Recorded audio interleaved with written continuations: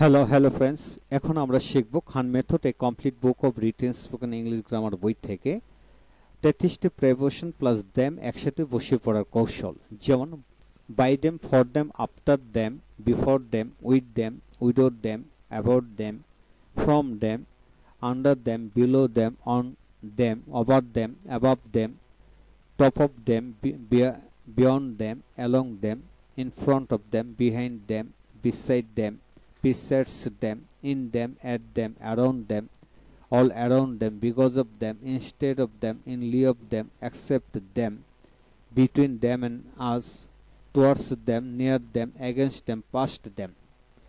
এখন এদের বাংলাগুলো করে ফেলো এবং এদের বাংলাগুলি এখানে দেওয়া আছে।